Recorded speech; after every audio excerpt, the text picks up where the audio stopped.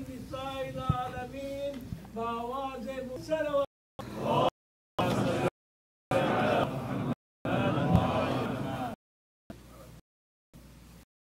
محمد.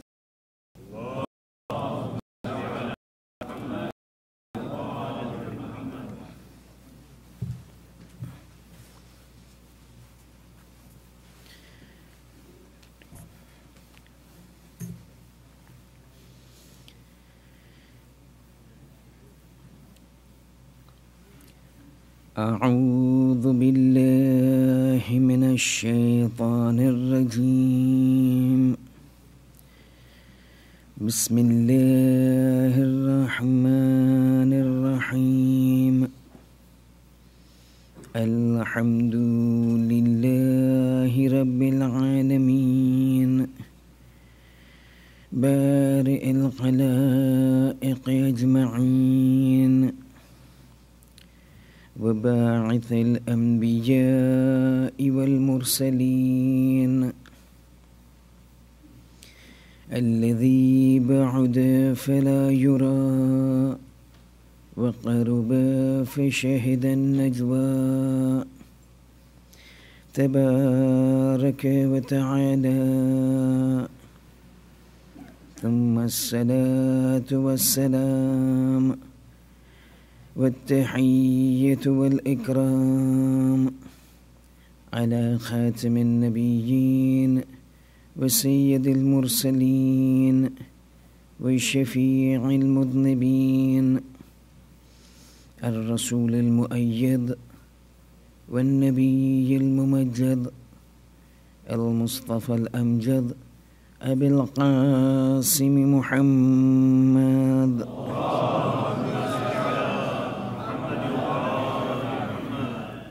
وعلى آله الطيبين الطاهرين المعصومين المظلومين، لا سيما عن الإمام المنتظر وحجة الله الثاني عشر ابن العسكري المنتظر، ولعنة الله على أعدائهم أجمعين من الآن إلى قيام يوم الدين.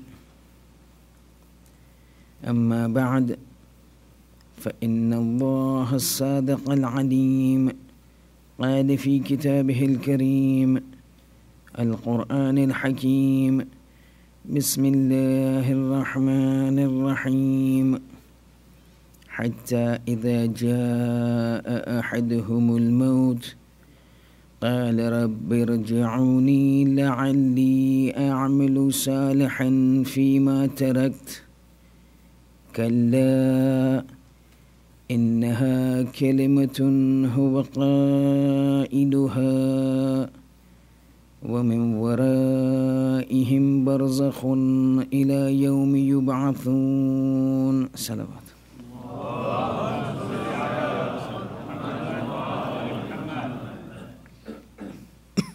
Brothers and sisters, Assalamu alaikum wa rahmatullahi wa barakatuh. Into our fourth night of our discussion, and we continue our series, each step taking us to and making us witness more aspects about this life of Akhirah, which commences as soon as our soul comes out of the body. And as you shall observe and witness and listen through each subsequent nights, we keep progressing from one stage of this journey to the other. And as you will observe that we keep moving from one stage of this journey to the other, things will be heard and things will be said that at times we might not even have heard about them. There could be several reasons for this. One probably our apathy towards these things, that we have not made an effort to know what is going to come face to face with us. Or second, as I had said from the very beginning, that these are issues and this is a topic that is more of a taboo in our community. So even if somebody wants to talk about them, we don't listen. And there are times when people don't want to address this out of fear that the people might get a jolt that can be done away with. However, my personal belief is that a reality is a reality that cannot be just done away and brushed off. And it is something that has to be understood, specifically by our youths, and more specifically in a region such as this. Other regions of the subcontinent of East Africa, things are very much more different. Not that they don't require these things, but over here there's an even more important need and an acute need for these sort of things. Because our youths over here into the kind of life that you and me know in this part of the world are totally away from these sort of things. And if by means of these lectures, even if one of them is jolted into awakening, I think our job is done. However, as I've always believed, because I come from an educational sector, my profession is education. One thing, whether it is the school or whether previously it was a madrasa, one thing that we have to understand, and this will come as we move forward, one thing that each of us has to understand is that the youngsters, the youths, this generation that we are looking at is very different from your generation and mine. I'm talking to the elders now. There was a time when we had our elders who were so particular about us that if we were standing outside when the majlis is going inside, there was no way that could happen, because our ears would be pulled and we would be brought inside. However, things have changed. Things from the parts of the parents have changed, things from the part of the children have changed. As a result of which, we find ourselves, this is not just limited to Orlando, it's wherever we go in the West. And partly, and to a big section, a big chunk of the blame falls upon us as parents. Because we have felt that our responsibility lies in sending our students, our children to the school. And then what happens after that is the responsibility of the teachers. And we send them to the madrasa. So everything that has to be learnt about religion is left to the madrasa teachers. Whatever our children are doing now, we are indebted to the madrasa, whether here, whether everywhere. Specifically the ladies, because I know the madrasa basically has been run more often by the ladies. We feel our responsibility is that we bring them to the mosque, we bring them to the center, and that's it. That is not enough. A mosque is 1 hour, 2 hours a day. A school is 5 hours a day. Madrasa is 3-4 hours a week. That will not change a child. We need to talk to them about these things. We need to wake them up. We need to make them realize materialism is not everything. And that is what one of the emphasis of these lectures have been, to wake people up. If parents don't wake up, then it is the responsibility of the Jamaat to wake up the children. The children cannot be left on their own. These young children, masoom children, we say they are deviated. But who has caused their priorities to change? We'll discuss further on. But taking place from where we had started off, last night we had said that after death, the next step that comes forward in the life of a man is barzakh. Represented so amicably, so beautifully by that verse of the Quran when Allah says, and you will hear this today, person is taken, one person that's now is this reaction that is that I come back, send me. We said no. That we, because when a person and of the body yesterday. Enough platform our baseless. But talk about this. We are going. See and ends as one after in. So normally, what happens? You say, if comes into the court is and have those two questions.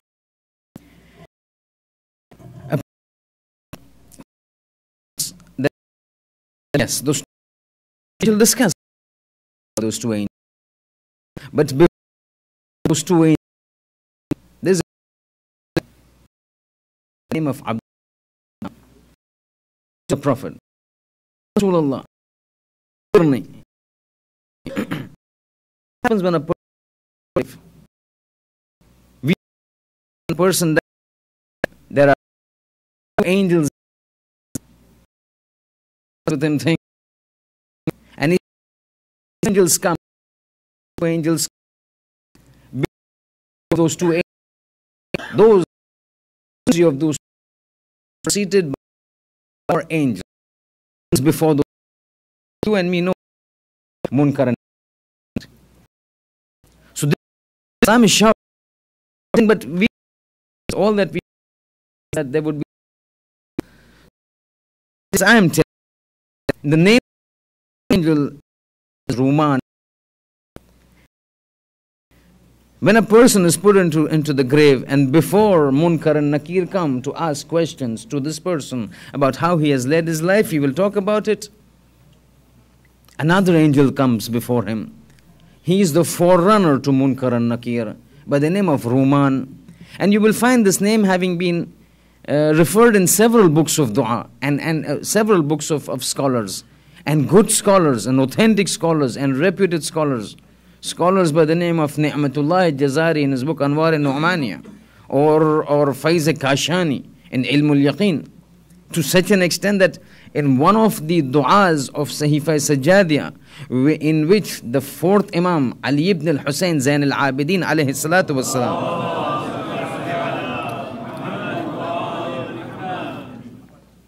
in which he specifically sends salams upon the angels of God. That dua has a certain portion in which the Imam restricts himself, confines himself, and limits himself to praising and sending salams upon these angels of God, the Hamalat al-Arsh, those who carry the Arsh, and the Malakul Maut.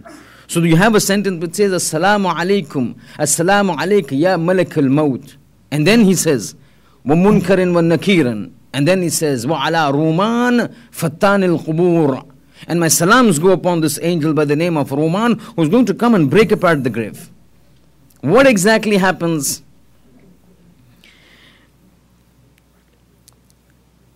You see, when a person is made, before I can explain this, I need to explain, I need to narrate, I need to relate an incident. Because in the absence of this incident, we will not know what happens when a person goes into the grave. Before that, this Ruman that comes, he's got a task. Because all the events that we will see and all the personalities that we will see, whether they are angels, whether they are the Ahlul Bayt, whether they are what, all have a purpose in this person's interaction after this person has died, the deceased. The role of Ruman is to ensure that the Hujjat of God is completed upon this man before he comes to the Day of Judgment. Meaning what? Meaning that on the Day of Judgment, and you realize it, that all this entire drama that is being unfolded, entire planning that is unfolding, entire schedule that is being unfolded is all primarily because of the fact that a day should come when a person should stand before his God and relate to him what he has done in the time that he has been made to go to the world. All these preparations that you see are for the Day of Judgment, standing before Allah and accounting for ourselves. In preparing for this accounting, this is one of the steps. That in order for God to complete His Hujjat upon this man on the Day of Judgment, or before the Day of Judgment, this event has to take place. Event at the hands of this angel called Ruman. And his task is to facilitate something, to prepare something that on the day of judgment, when this person is communicating with his Lord, there is no way he can backtrack, there is no way he can lie, and there is no way he can say, I did not do this. This is his job. What does he do? His job is to make sure that before Munkar and Nakir comes for questioning, he is sitting with this deceased and he makes him write all of his deeds, good ones and the bad ones. From the time he became Mumayyiz, he became a person who understood good things from evil.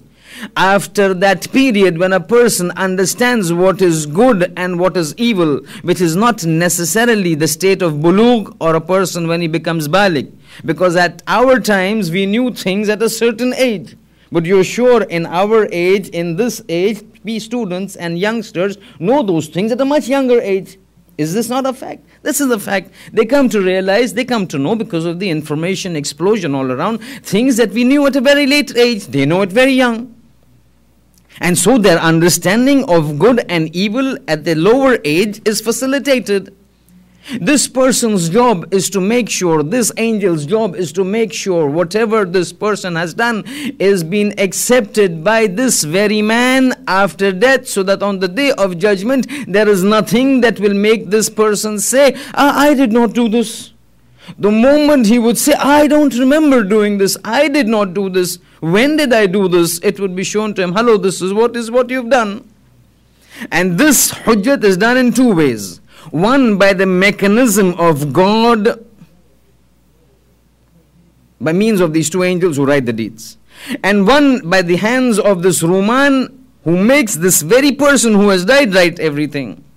Listen to this incident, then you will know exactly what I'm talking about. The incident is about a very high level Jalilul Qadr, companion of the Holy Prophet, Salman al-Farsi. Now Salman al-Farsi, this incident is about him, a very interesting incident. But before and in order to understand this incident, you need to know who Salman al-Farsi was. Why do I say this? I say this because the Holy Prophet, understand now, the Holy Prophet before he died, he had told Salman, when Salman was sitting with him, he had prophesied to him, he had foretold him, Salman, you are of a caliber that cannot be compared to anybody. Your iman and your faith is of a level and measure that no other person beyond the scope of the Ahlul Bayt can comprehend. I am going to leave this world shortly. But before I leave this world, I am going to inform you and prophesize an event that will take place before you're going to die. So he says, Ya Rasulullah, Labbaik, tell me. He's saying, Salman, I am prophesying to you. Then this is not for everybody. It is because you are Salman al-Farsi, I am telling this to you. And because it is your Salman al-Farsi, this is going to happen to you. He's saying, what will happen? He's saying, nobody knows the time of death. But in your case, God has made a slight exception. Saying what? He's saying the exception is that when somebody is going to die, nobody knows that when he's going to die. But for you, I am prophesying that if you need to know at some point of time in your life, when you feel that you might be dying, and you want to ascertain the fact, and you want to convince yourself, and you want to confirm and corroborate this fact that you are dying, all you would need to do is go to the Qabristan. Once you go to the Qabristan, address the inmates of the graves. Address those people who have died. If your death has come near, if your death has come nigh, if your death is going to take place shortly, one member from the graveyard will begin to speak to you. The moment a person from the dead begins to talk to you and answer your communications, remember your death is near. Now this is what we understand Salman al-Farsi. Is this? Look at this incident. Once Salman al-Farsi, to understand who Salman was and why he has been given this rank, that before his death he said, you want to know when you're going to die? Go and talk to the graves. When they answer, you realize that your death is near. Salman Farsi once sitting he was in his house. It was before noon. At that time, Abu Dhar Ghifari comes to meet him. They were very close friends. But understand, close friends is different. Staying together is different. Iman is different. Two friends may be very close. Doesn't mean that Iman, their faith, their conviction, and their understanding of religion and God is also the same. Abu Dhar Ghifari, one of the very high-ranking persons. Salman in a league of his own. Listen. Salman is sitting in his house. At the time, this before noon, and he's preparing his food. Abu Dhar Ghifari comes in. Hello Salman, salam alaikum, how are you? Falan, falan. They're sitting and talking. When Abu Dhar comes, he sees that on the stove, whatever the kind of stove at that age was, there's a small little vessel and a pot, a utensil, in which there was some curry that was being cooked by Salman. He was alone, he was being cooked. As he sees they're talking, for some reason the balance of the vessel was not proper. So suddenly that vessel tips. It's filled with liquid, curry. Abu Dhar is watching. As soon as it tips, it tumbles over. Surprise, surprise, nothing spills out. The liquid doesn't spill out. Salman goes very coolly, picks it up and puts it back. Abu Dhar is watching, a liquid vessel tilting over, no liquid falling out. Want to know Salman. Again they go and talk. Again, because of that imbalance, after talking for some time, again it tilts over. It tilts over, it falls over, it capsizes, but surprise, surprise, Abu Dhar is observing, no liquid is flowing out of that vessel. He doesn't say anything, but he realizes there's something that he doesn't understand. So again Salman goes and puts it up. Third time, again the same thing happens. Now Abu Dhar is worried. He doesn't want to ask Salman, okay, what is this? It's not natural that a bowl or a vessel filled with a liquid tilts over and nothing falls out, nothing spills over. He was worried, what is this? Is this sorcery? Is this magic? But Salman, magic doesn't match. But he didn't have the guts to talk to him. So he goes to the first person that he knows that who can solve this problem. He goes to Ali ibn Abi Talib alayhi salatu wassalam.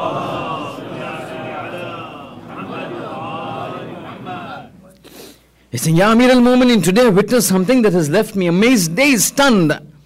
Saying, what happened? He's saying, I had gone to Salman's house. Saying, what happened with Salman? He's saying, nothing happened with Salman, but I saw something in Salman's house that I don't know now how to interpret it. I don't know what is the tafsir, what is the meaning of this. Saying, what happens?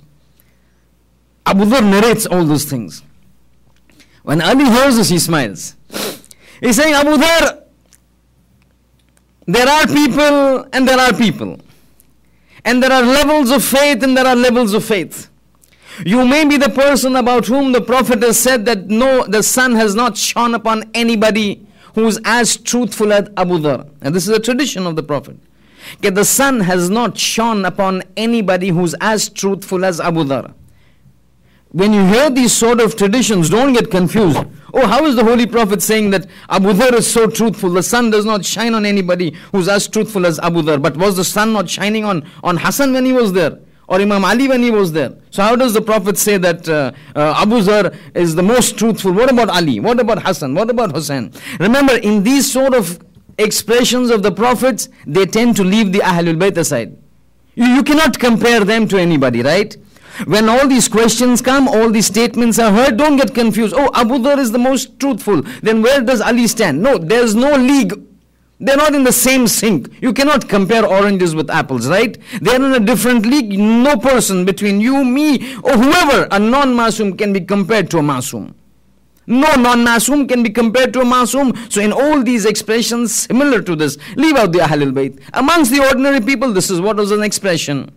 Imam Ali is telling Abu Dhar, yes, the Prophet has said this about you, no doubt about it. But Salman is Salman, and you are Abu Dhar is Abu Dhar. And then he says, Salman, Abu Dharr, you do not comprehend the level and the ma'rifat of Salman al-Farsi. Because if you knew what caused that miracle to happen, that a vessel filled with liquid tips over 3 times without a single drop of liquid tipping over, you would know what I'm talking about. Because the rank of Salman is such that I have been told on several occasions by the Prophet that when Jibreel would come to the Holy Prophet to deliver a revelation, one of the things that he would Allah comes on Salman, do convey it to him. Ajab this is. At times I say, I am conveying my salams to you. At times it is said, Allah is conveying salams to you. And this we see in only one other instance. At least that comes in the hadith. Beyond what is there in hadith, we don't know. We are not masoom. But there's only one other person like this, for whom Jibreel comes carrying the salam of Allah for that person. One you heard Salman al-Farsi, the other is Khadija Tahira, the wife of the Holy Prophet. These are the 2 individuals that you hear actually in the traditions, that Allah sends Jibreel with his work, but before that he says, send salams upon these 2 individuals. And then Ali says that sentence that all of us always associate with Salman. He says, Abu Dharr, you don't know the rank of Salman. Had you know what he believed in, you would think that he's become a kafir. But he's not a kafir. His rank is so high that Salman minna Ahlul Bayt. Salman is from the Ahlul Bayt. It's not an ordinary sentence, Minna Ahlul Bayt, Salman is from us. This is not again a metaphorical statement by you and me. This is being stated by somebody whose words are reality, who don't speak just for the sake of speaking, and who just hint for the sake of allusion. These are words that indicate if Ali says Salman minna Ahlul Bayt, means he's got those qualities to almost become and enter into the Ahlul Bayt. This is the Salman for whom the Prophet said, Salman, before you die, this is going to happen. Now listen to this incident. It's a long incident, a very long hadith, which I'm going to cut it into pieces. Portions I'm going to skip out because it is not related to tonight's topic. Otherwise, we would need the whole lecture just discussing this. And we've got a lot to go for. This narration, this incident has been narrated by another of Imam Ali's very supportive and loyal companion, Asbagh ibn Nubata. Asbagh ibn Nubata writes, a time came when I saw Salman al-Farsi falling ill.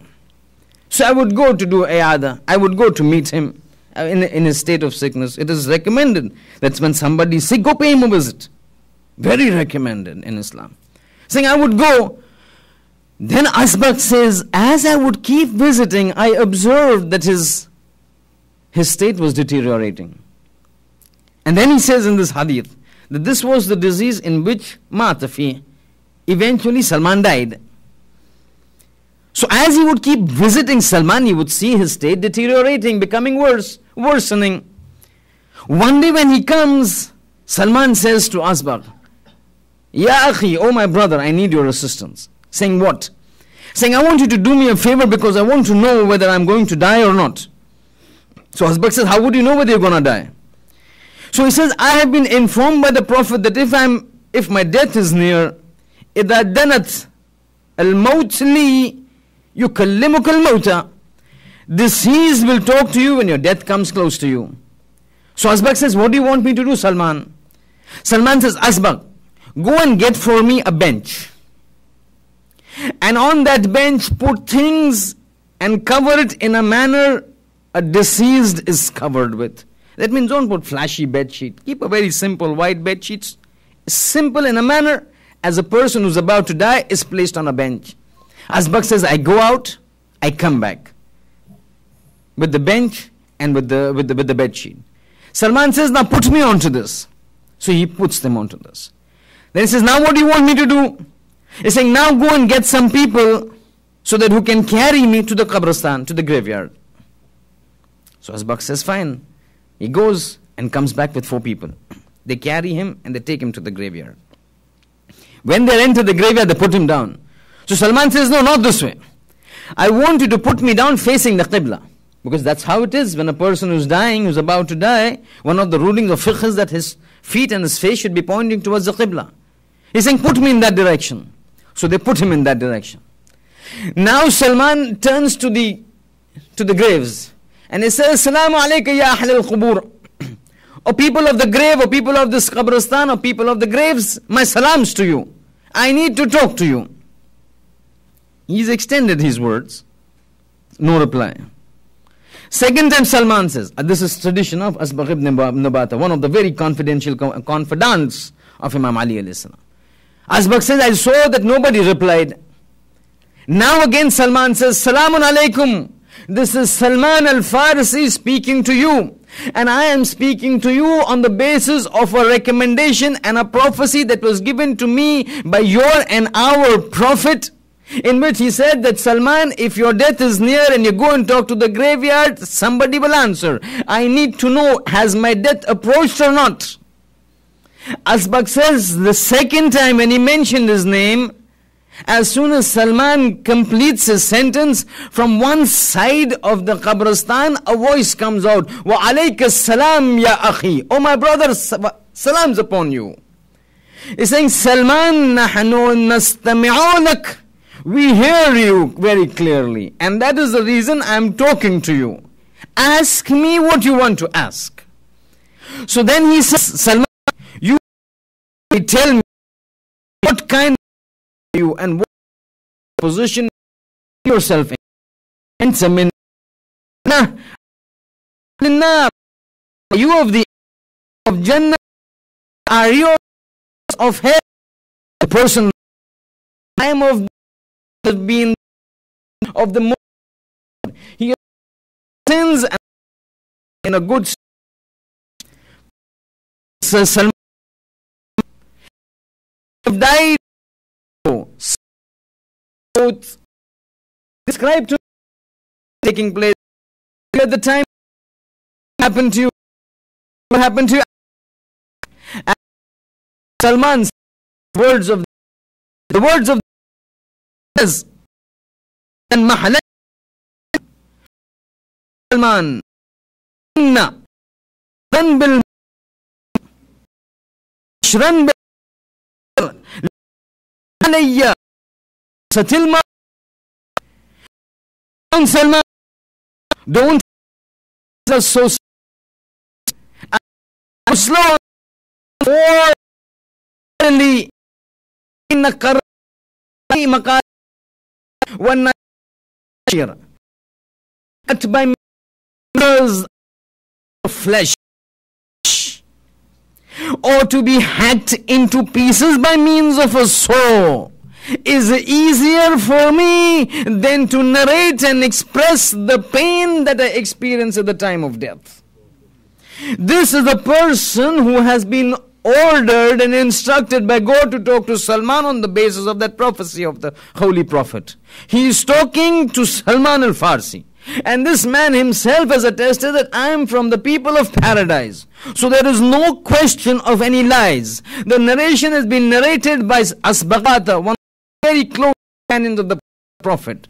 Here he says to be cut by means of scissors into pieces, or to be hacked by means of an axe and saw, is easier. La ahwana alayya min ghussatil maut. It is easier, and it would be easier for me than to bear the punishment or the pain at the time of death. Now he starts a very long tradition as to what happens when he dies, and what happened when he dies, and what did he see. And it is following the same pattern that we discussed, that he says, all of a sudden I see a huge person standing before me, extending from the skies, the legs onto the earth, in a face that is absolutely horrific. All of a sudden he points to me, my mouth goes deaf. He points to me, my ears go deaf. My mouth goes dumb, my ears go deaf, I go blind. All of a sudden my soul is being pulled out. And then he explains all those things. Then he says, all of a sudden I found myself being picked up by my relatives. They take me for the ghusl, and then they give me the kafan, and they recite salat upon me. After salat upon me, and this is the point we are reaching, they all brought me back, and they all took me and held me and brought me to this qabristan. I was made to lay down beside the qabr that was so small and so narrow that my heart was going pitter-patter. All of a sudden I was being picked up and I was put into the grave. While I was being put, and as I was put into the grave, I felt as if I was following from the arsh to the ard and to the farsh. That small 4 feet, 5 feet, 6 feet depth was so enormous for me that I felt as if I was dropping from the skies, because all of a sudden I find myself in a place that is totally dark. I find myself in a place that is totally restricted in size and space. I find myself in a place where I'm totally isolated and alone. There is nobody. All that I see are people standing above me and looking down at me. They are all looking down at me. I am looking up from the bottom. All of a sudden I find mud being poured upon my body, and suddenly everything goes black. And I hear the relatives starting yarja'un. They started returning back to their homes. As soon as I realized that there's nobody with me, I'm all alone in this place, dark, frightening, alone, restricted and constrained space, and all the ones that I treasured in my life were all moving away from me. I call out to them, oh, don't go and leave me. Take me along with you. I want to come back with you to my house. When all of a sudden, I had hardly uttered these words that don't go and leave me alone, when suddenly I heard somebody reciting that same verse that I recited at the beginning. Kalla cannot return. إنها كلمة هو قائلها ومن ورائهم برزخ إلى يوم يبعثون. Suddenly I had somebody reciting this verse in which Allah says, no, people will say, I want to return, send me back, O Lord. But Allah will say, no, you cannot return, because behind you has now come a barrier. That barrier just does not go away. The only place you can move vis-a-vis this barrier is forward, and forward you can only move on to the Day of Judgment. Up to the Day of Judgment, there's a barrier in front. Up to the Day of Judgment, there's a barrier behind. The preventing you from going back to the world. The barrier in front not allowing you to go because the time has not come for the Day of Judgment. Stuck in that place. And this person reciting this with the Quran, saying, I heard this Salman. I turn to him and I see an angel over there. He said, who are you? He's saying, I'm going to be with you for some time now. And what are you going to do? This is that angel that the Holy Prophet referred to as Ruman. The angel is sitting. He's saying, who are you? How did you come inside? He said, you don't have to worry how I came inside. You just be worried about what I'm going to do to you. She's saying, what do you want? He's saying, I've got a task with you.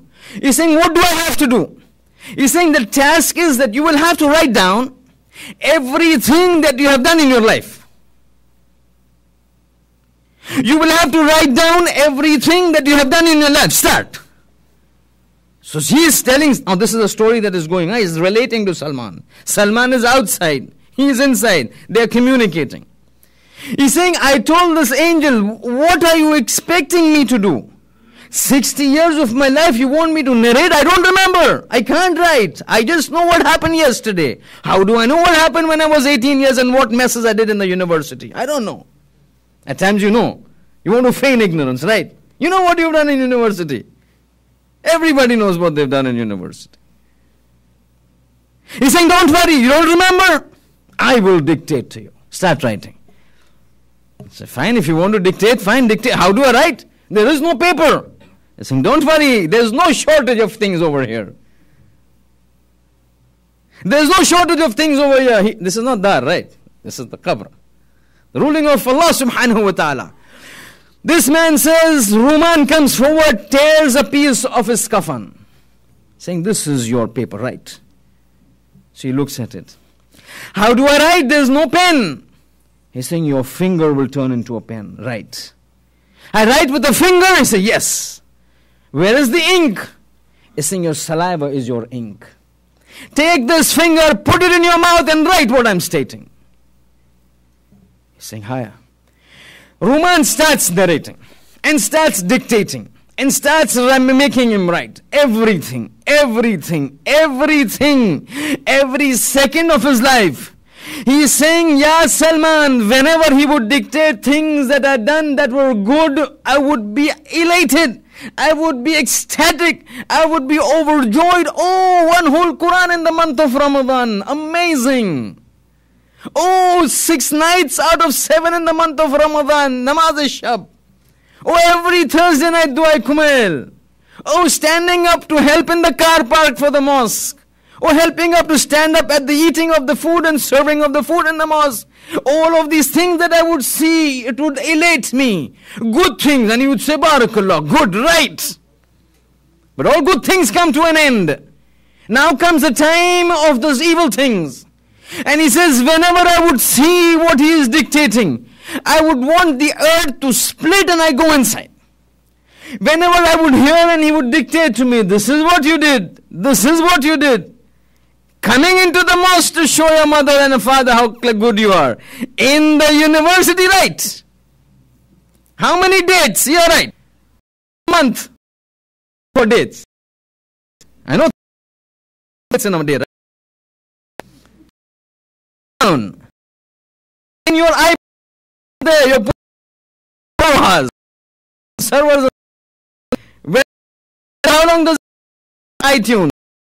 New I write is be everything and would become what have I? What have at times would not be why phrasing system in Cope another explaining about he said this was good people disobedient who would have of God to write they would themselves not move at that time says writing I'm ashamed wanted me to big beard I'm right it a big say this is said doing feel ashamed now when you're ashamed at that staff fire that the higher thing right and right single every made to single to right that means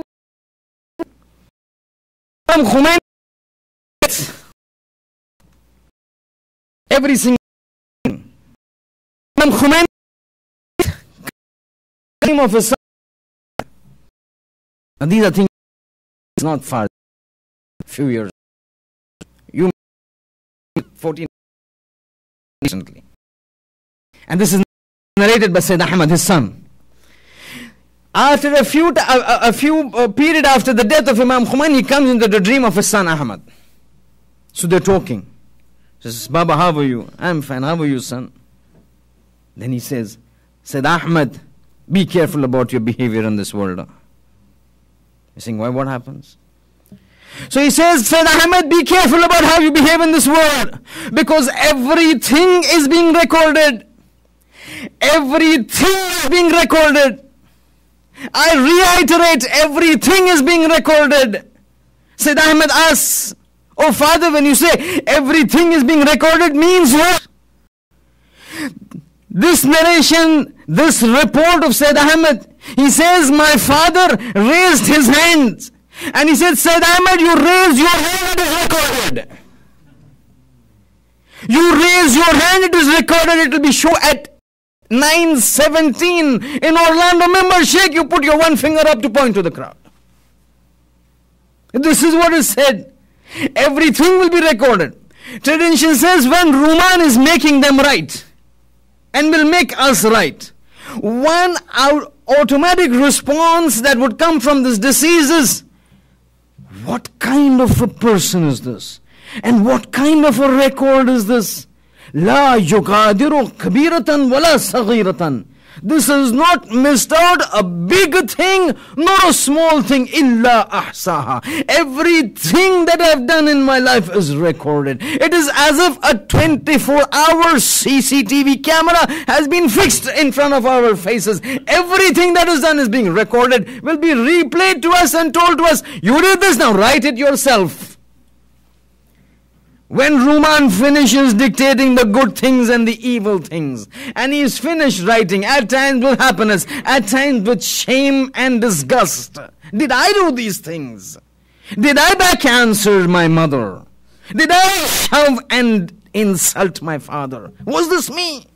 Because now he is seeing his whole life. The same mother will be shown to him holding his hands and spoon feeding him.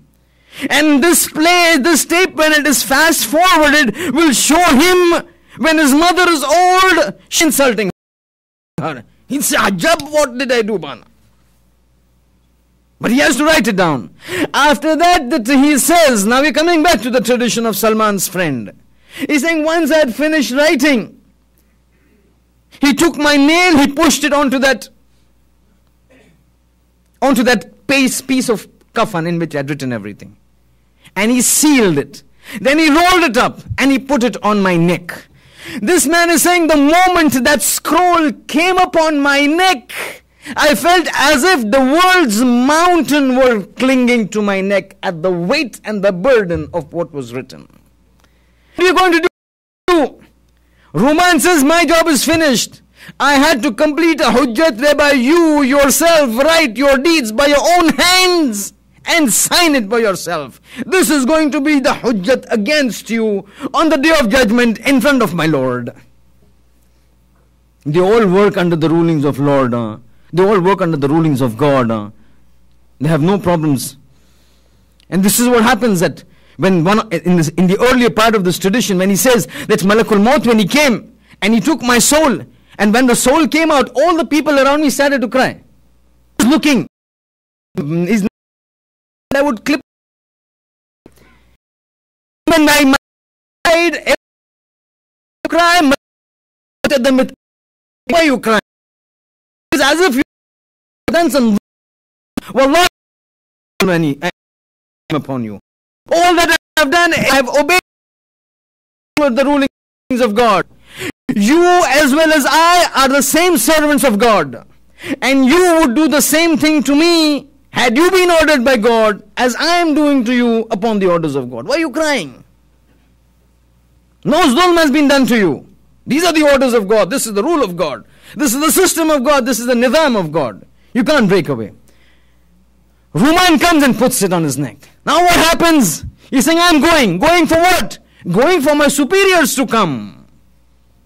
See, every stage is more severe than the previous one. The function of the Ruman is to make this person right, because on the day of judgment, you will find that there are 2 or 3 things that serve as hujjat against each of us on the day of judgment. 2 or 3 things will be there, as a result of which whatever we say will be held to task with those 3 things. There is no way anybody can lie judgment.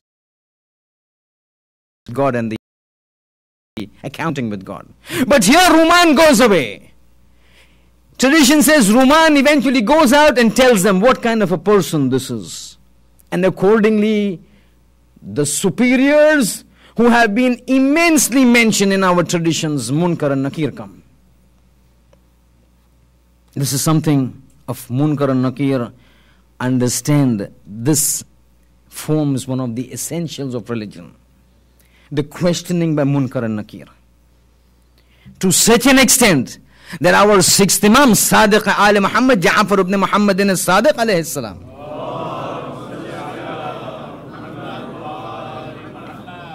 in one of his traditions says, Man ankara thalathan falaysa min shiyatina. 3 things if a person rejects, 3 things if a person denies, that person is not from our Shia. One of them is the questioning of Munkar and Nakir. If somebody says, what nonsense, Bana, who will come into the grave after we've closed it? That 6 feet grave is covered by a wooden plank. He is lying inside. Who's going to enter there? What question? What answer? Imam Sadiq says, this man is not our Shia. Everything doesn't work according to the material rulings of this world. Then in the spiritual world, there are different rulings of God, and you will hear things that just do not conform to the material rulings of the world, of this material world. Imam says, one who rejects and denies the questioning of Munkar and Nakir, he is not from amongst us. He will not be regarded as a Shia. He will not benefit from our Shafa'at. Understand the importance. But it is said that when these people come, two angels, their job is to question, interrogators. They interrogate what this person has done. Questions will be asked. And based upon how this person answers the question will depend, and on the basis of this will depend what his future case would be up to the Day of Judgment. Remember, he still died. He is in Barzakh. He has to pass the entire phase of Barzakh for how long I don't know. Because it will all be dependent upon when Qiyamah comes. And the ilm of Qiyamah is in the eyes of God. And some people whom He has decreed to have the knowledge. Up to then He has to remain. All of this takes place when Munkar and Nakir come. Tradition says, when these two angels come, by default, they are in an absolute world of their own. Tradition says, and again, their behavior, their questioning, their interaction with the person who's died is like two sides of a coin. Everything is dependent upon how this person was. If it was good, they have a different manner and demeanor. If the person who had died was bad, a different demeanor. But tradition says that their original form is so disastrous, is so horrendous. Huge, face horrific like monsters. Because now you are in the hands of God who has given us the entire lifetime to change. Tradition says, eyes like lightning, fire and smoke spewing from the mouths and the ears. The sight, huge, bulky, massive, colossal, huge long hairs. Looking at it, reports say is adab. Looking at it. And because of this fact, see, everything in Islam has a logic.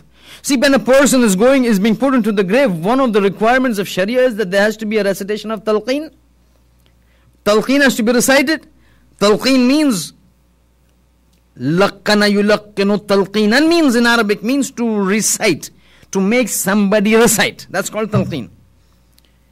In talqeen, if you pay attention to the wordings, it brings forth all our beliefs. All our beliefs. This is what I believe in. This is what I believe in. This is what I believe in. I believe in Ali. I believe in Hassan. I believe in Hussein. I believe in the Day of Judgment. And in very many of our major du'as and ziyarat, you find this. Pick up Dua Adila. A person attests to his belief. Pick up Ziyarat Ali Yasin. The ziyarat for the 12th Imam. Lot of aqaid. Ashhadu anna al-mawt haqq. Wa munkarun al-nakirun haqq. واشهد ان الجنة حق والنار حق ومساءلة القبر حق وفلان حق وفلان حق. I believe that there is God, and I believe that there is a prophet, and I believe that there is a Day of Judgment, and I believe the questioning of the grave, and I believe in this, and I believe. You are retaining and you are repeating your beliefs. In talqeen is the same thing. Only thing in these du'as and ziyarat, when we recite it, is for our own sake. The talqeen that we are reciting is for the sake of the dead. And you know why it is said? Because when you recite, that man or that woman is now in a different realm altogether. He or she is seeing things that she or he has not seen before. Now this disease is a state of absolute fright. And the fright is so intense. And you know it.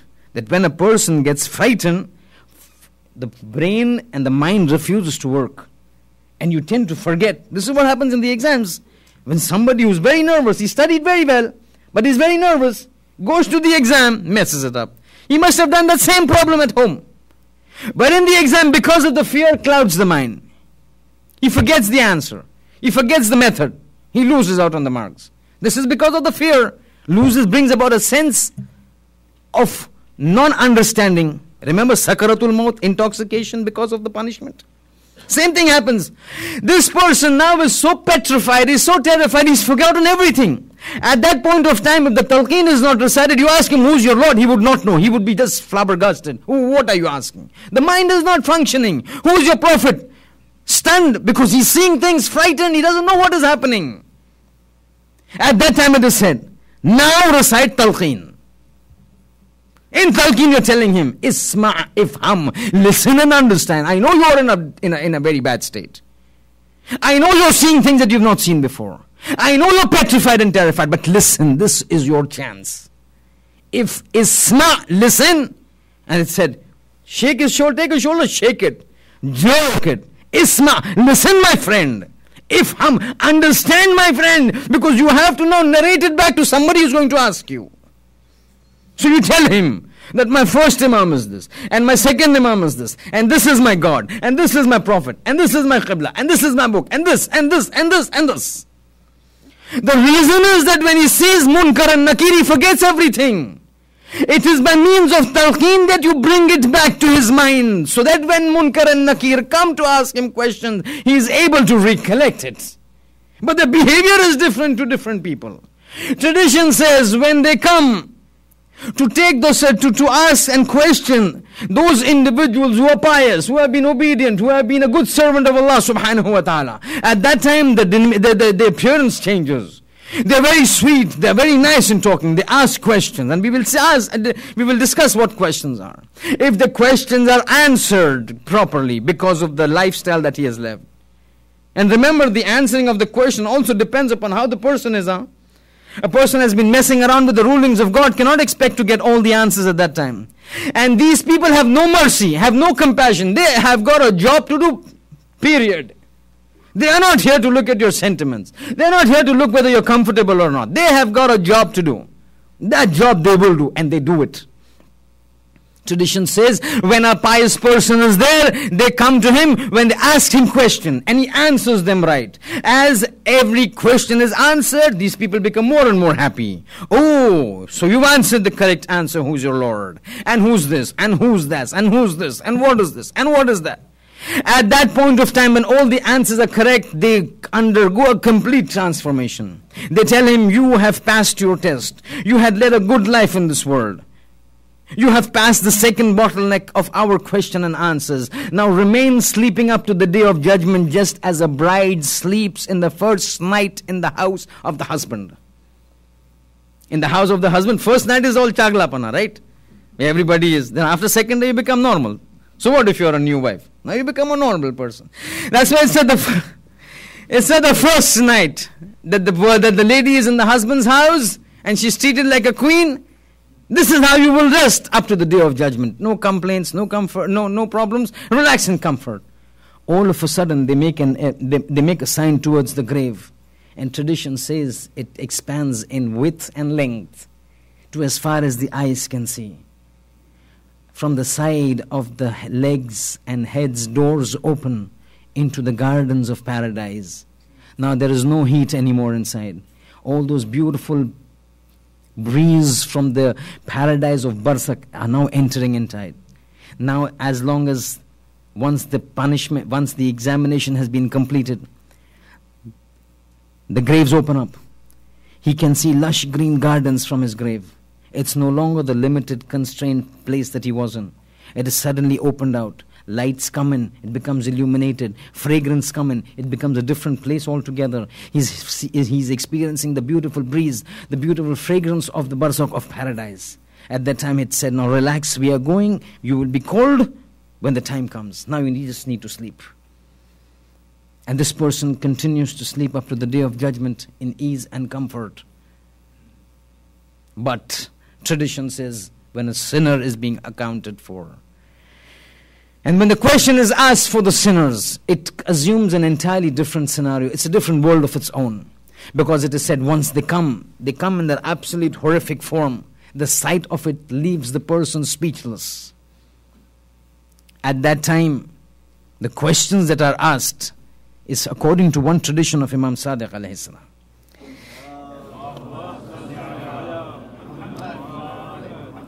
He's saying there are certain things that they will be asked upon. First, who's your God? Second, who's your prophet? Third, what is your kitab? What is your book? Fourth, what is your qibla? Fifth, who's your imam? Sixth, what is your religion? In specific order. But the tradition of the imam is ajab. He says the question that will be asked will be 6 and 3. Tradition says they will ask 6 questions and 3 questions. So the Ravi says that means 9 questions. He's saying no. 6 questions and 3 questions. A total is 9. So Ravi says, but the total 9. He's saying yes. But the question that will be asked will be 6 and 3. Saying, I don't understand. Why do you break them up into 6 and 3? He's saying those 6 questions will be for everybody. Those who pass those 6 questions go into the next phase where the 3 questions will be asked. So if somebody flounders in the first 6 questions and he fails in the first level, there is no chance for him to go to the second. His finish, his examination ends there. But those who pass out, then they go to the next 3 questions. If they've answered their God and their religion and the book and the prophet and the qibla and the imam, once those are sorted out, that means now your base is correct. The usul is correct. The foundation is correct. The pillars are correct. Now you go into something that is secondary. How did you spend your life? How did you earn? Spend your life means, how did you earn your wealth? 1. 3 questions. How did you earn your wealth? Halal way or the haram way? Were you cognizant for every transaction about the fiqhi rulings of God? Or no, just because you wanted to earn money, you say, yeah Allah, I've got money, I'm going to start this business. So what if it's a brewery? So what if it's a brewery? So what if it's serving alcohol? And it is said that Imam Ali alayhi salam, he would go to the markets of Kufa and says, Ya ma'ashara tujar, al-fiqh thumma tijara. First learn fiqh, then do business. Otherwise you might fall into something that you would never be able to come out of. So the second phase will be asked, how did you earn your money? You earned your money, fine. How did you spend your money? Just because you've got those wad of green bills in your pocket, you think you can do anything? Account for it. And the third thing, which is becoming so important for these youths, how did you spend your youth?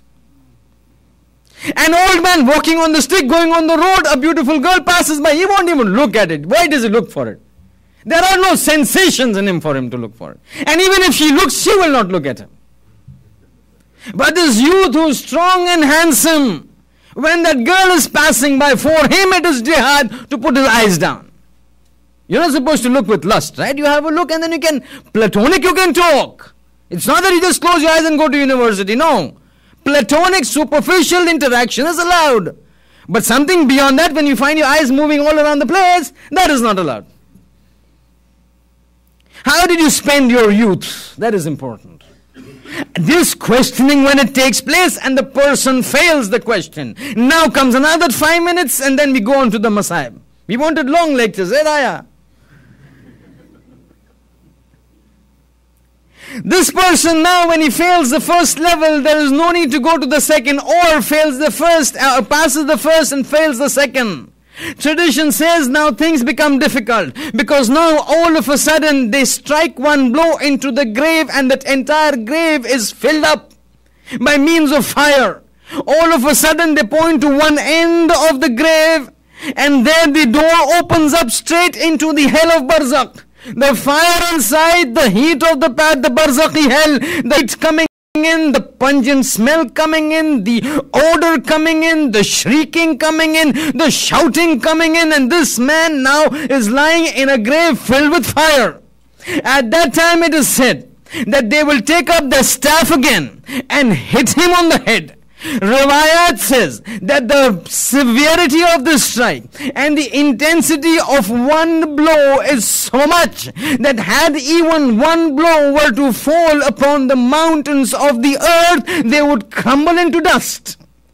Every blow that is fallen onto the mountains, they crumble into dust. Remember, this is not your blow or my blow. These are the blows of those special servants of God, where in a domain where God now exercises complete control and authority. There is nobody to challenge him. In this world, he has stepped himself a little aback. He has kept himself aback. He says, I want you to pray namaz al-subh. You miss out, yes, I will keep it into account, but I will not intervene in this world. In this world, you have been given an authority, I have been given an authority. But a realm would come when all authority from us will be taken away. The only authority will be that of that Wahid al-Qahhar al-Jabbar, the Allah subhanahu wa ta'ala. At that time, these angels start inflicting the punishments. 3 blows upon a person. Every blow enough to make the mountains crumble onto the earth. But that is not all. He will be then made to wear clothes of fire,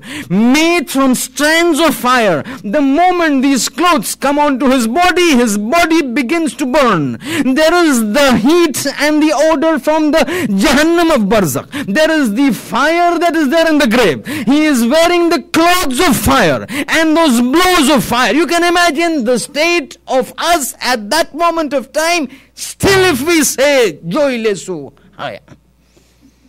Tradition says this is not all. A time will come when before they leave for the sinning and disobedient servant of the Lord of the world, the disobedient servant of the Qahhar of the world, the supreme power of the world.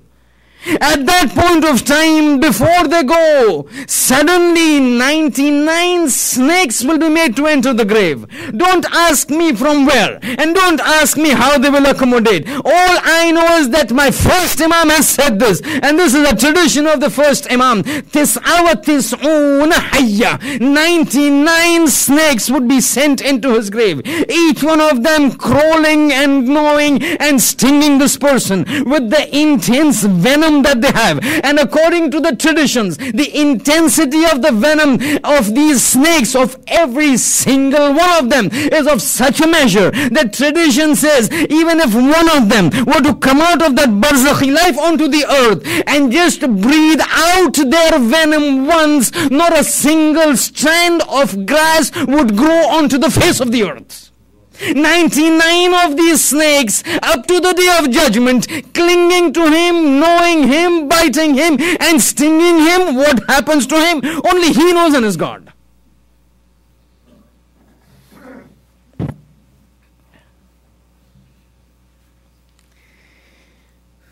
The reality is there, my friends. And this is the reason how many times in Surah Qamar Allah has said, وَلَقَدْ يَسَّرْنَا الْقُرْآنَ لِلذِّكْرِ فَهَلْ مِن مُدَّكِرٍ. We have made this Quran easy to understand. فَهَلْ مِن مُدَّكِرٍ. Is there anybody to take heed? They are lying on the shelf. We just don't get time to pick it up and read it.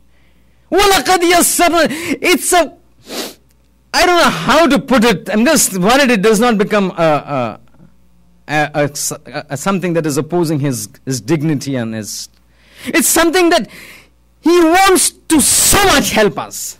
And he's done everything to help us. But it's just that we say, you want to help me, stay away, Bana. I want to get myself into peril and doom.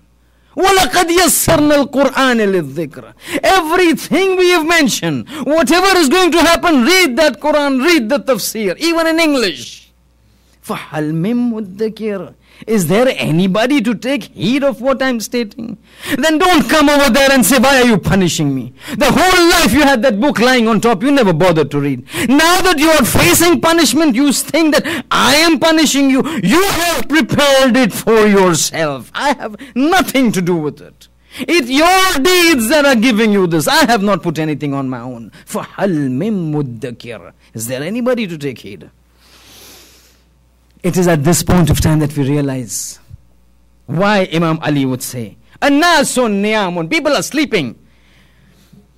These movies, these sports, these universities, these this, these that, all in a dream. It's when we see this that we will get up. That was a dream. This is the reality. Imam says, An-nasun niyamun, people are sleeping. Idha matu, when they see these things, intabahu, they will get up. But there have been people who have taken heed. Allah says, فَهَلْ مِن مُدَّكِرٍ, is there anybody to take heed? There have been people who have taken heed. Tonight, we're going to discuss one such person.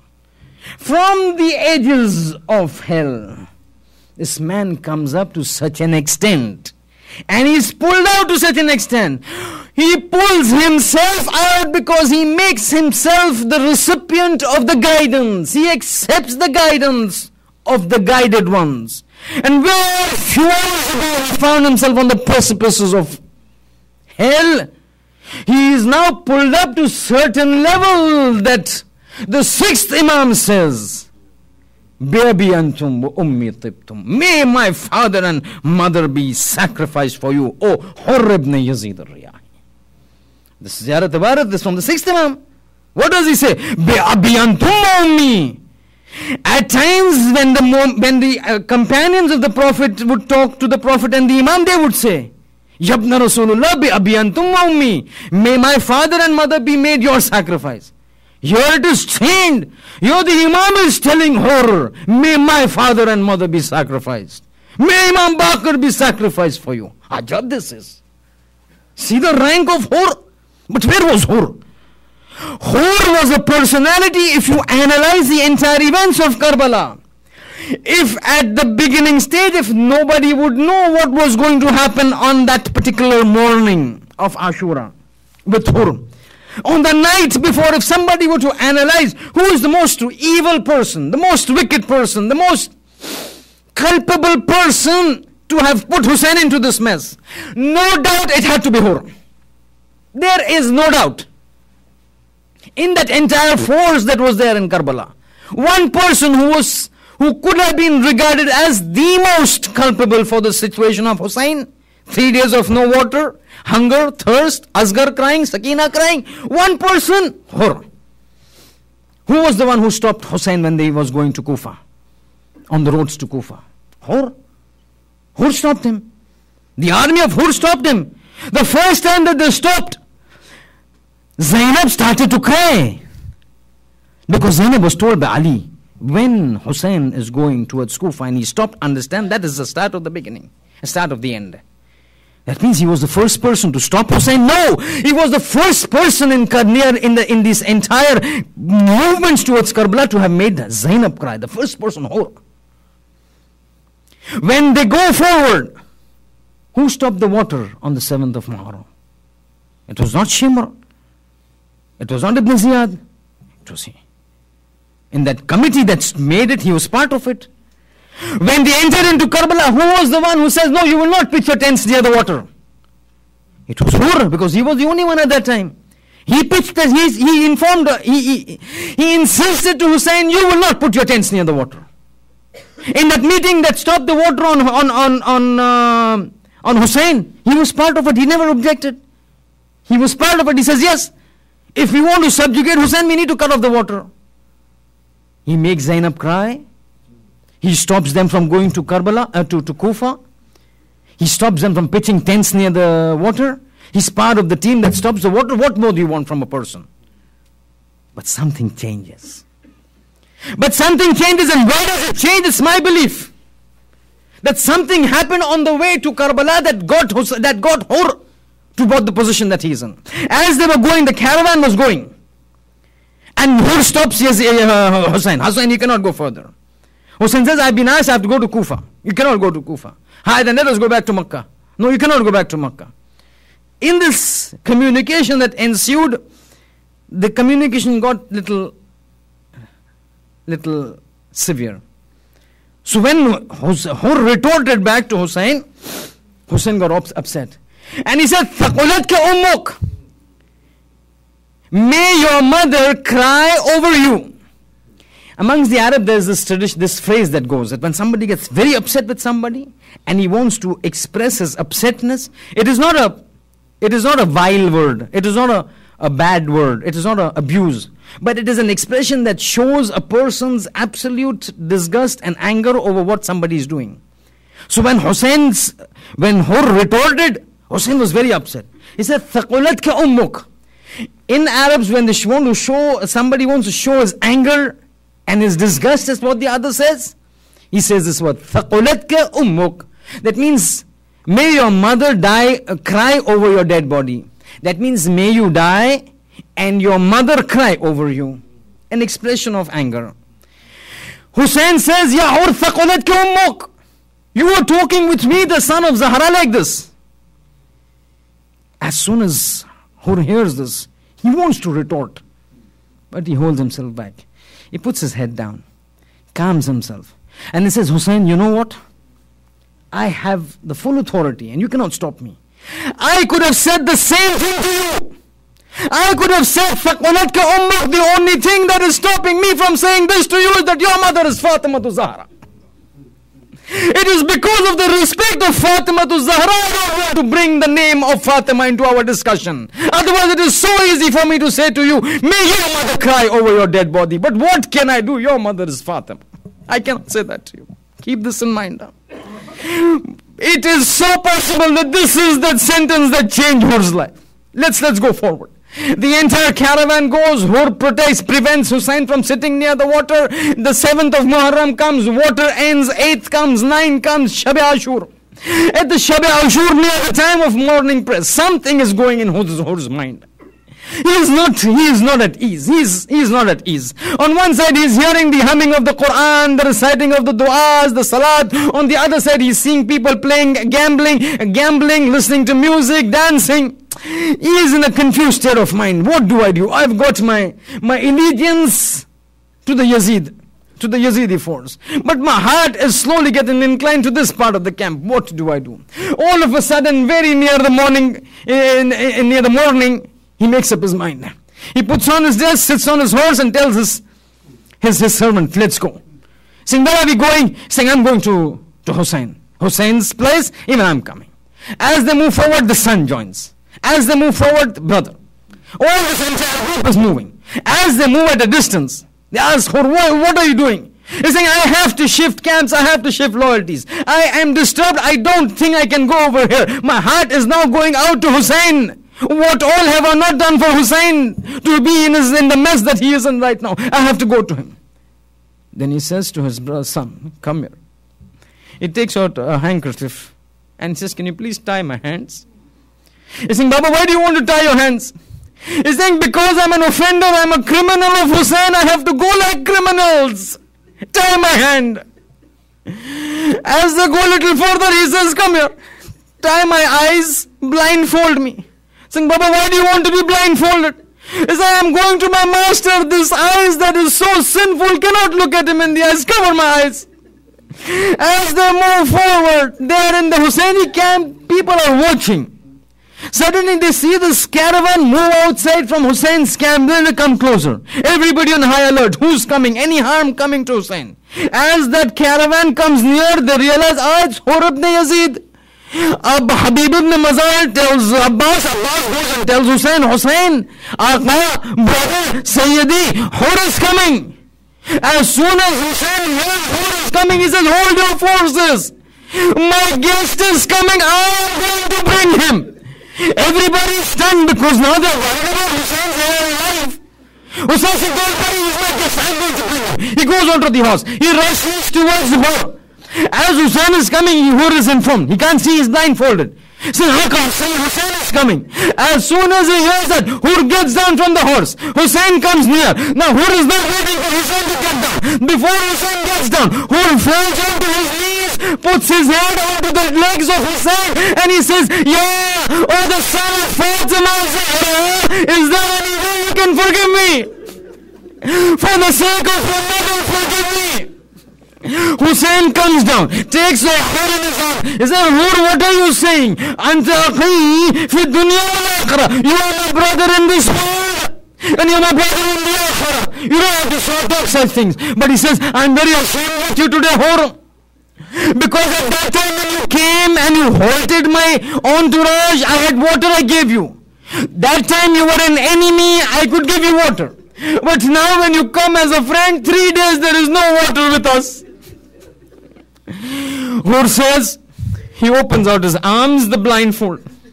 And Hur says, I need to make expiation and kafara for my deeds. I want my son to go first. Hussein says, normally I would not allow, but today everybody has to die. He takes them into the camp. Hur says, first person to die should be my son. I want to feel the pangs that you will feel when your son dies. Hur's son goes, he fights, the oppressors attack, the son falls down. When the son falls down, Hussein goes to pick up the son. Then Hur says, Aka, give me permission to go. This is my time to make up for the sins that I've done, to make up for the situation that I've put into you. Hussein says, don't say this. Hur, go. May Allah protect you. Hur begins to fight, till for such a time that the enemies surround him. And now Hur falls down. As Hur falls down, Hussein sees Hur falling down. Hussein rushes towards Hur.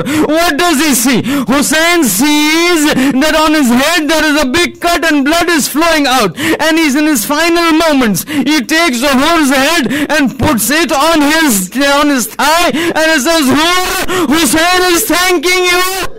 Accept Hussein's thanks for helping him.